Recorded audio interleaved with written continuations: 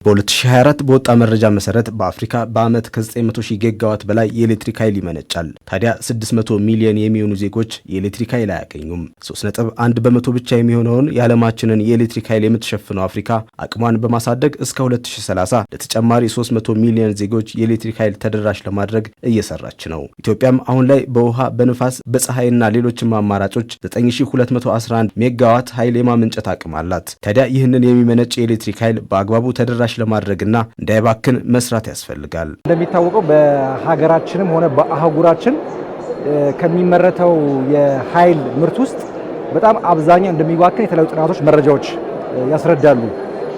በዚህም የተነሳ እንደ አፍሪካ ህብረት የተያዘው ግብ ኃይሎችን ማምረት ብቻም ሳይሆን የተመረተው ምርት በቁጠባ በአግባቡ መጠቀም አለብን የሚል አጀንዳ ይዞ ነው ኮንፈረንሱም አውደ ርዕይ እየተካሄደ ያለው።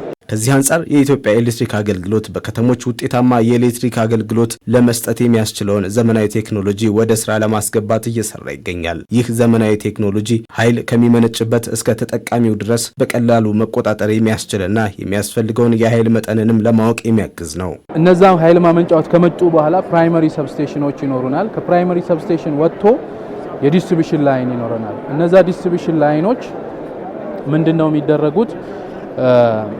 ሪሞትሊ ሞኒተር ይደረጋሉ። ይሄ ሪሞትሊ ሞኒተር ማድረጋችን ምንድነው የሚጠቅመን? የሚኖረው የኃይል ፍላጎት ምን ያህል እንደሆነ ማወቅ እንችላለን። ይሄ ስካዳ ሲስተም ፎርካስት ያደርግልናል። የሾርት ሎንግ ተርም በሰዓትም ቢሆን ፎርካስት ስለሚያደርግልን ወደፊት የሚያስፈልገንን የኃይል መጠን በቀላሉ ማወቅ እንችላለን ማለት ነው። የኢትዮ ኢንጂነሪንግ ግሩፕም የኤሌክትሪክ ኃይልን ውጤታማ በሆነ መልኩ መጠቀም የሚያስችል ፓወር ፋክተር ኮሬክተር የተሰኘ ምርት እያመረተ ይገኛል። ይህም ምርት የኃይል ብክነትን በከፍተኛ ሁኔታ የሚያስቀር ነው። ፓወር ፋክተር ኮሬክተር የሚባለው ምርት የተለያዩ ኢንዱስትሪዎች ወይም የተለያዩ ፋብሪካዎች ይህንን ፓወር ፋክተር ኮሬክተር የተባለውን ምርት መጠቀም ቢችሉ የሚጠቀሙትን የኃይል ብክነት ከ30 እስከ 40 በመቶ የሚያስቀርላቸውን ቴክኖሎጂ ነው ይዘን የቀረብ ነው። ያም ማለት በተመሳሳይ ወርሃዊ የመብራት ወይ ደግሞ የኃይል ፍጆታቸው ላይ በተመሳሳይ ከ30 እስከ 40 በመቶ ይቆጥብላቸዋል ማለት ነው። የኢትዮጵያ ኤሌክትሪክ አገልግሎት እያስተዋወቀ ያለው ዘመናዊ ቴክኖሎጂም የኃይል ብክነትን ለመቀነስ የሚያስችል ብክነቶች ያሉባቸውን ቦታዎች የሚለይ ስርዓት ያለው ሲሆን ይህም በቀላሉ ማስተካከያዎችን ለማድረግ ያግዛል። ኤኤምአይ የሚባል ስማርት ሜትር ዲፕሎይ እያደረግን ነው። ይሄ ደግሞ የሚጠቅመን ምንድነው? በሴግመንት ከፋፍለን በቦታ ከፋፍለን ከማከፋፈያ ጣቢያ እስከ ከስተመር ድረስ ያለውን ቦታ ከፋፍለን ኃይሉን ሜጀር እናደርጋለን።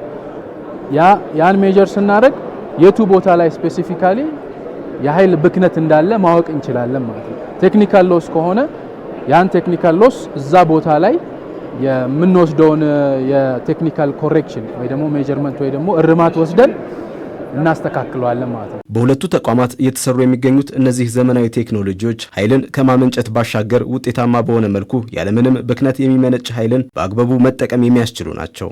መስመሮቻችንን ወደፊት አፕግሬድ ለማድረግ ራሱ ሲስተሙ ምን ይረዳናል? እዚህ አካባቢ ባለው ትሬንድ መሰረት ምክንያቱም አድቫንስድ ነው አሁን እኛ እየተገበርን ያለ ነው። ዓለም የደረሰችበት የመጨረሻውን የቴክኖሎጂ እርከን ነው እየሰራን ያለ ነው። ስለዚህ ሲስተሙ ራሱ ዳይሬክት ያደርገናል። ማስተር ፕላናችን ላይ ማስተካከል ያለብንን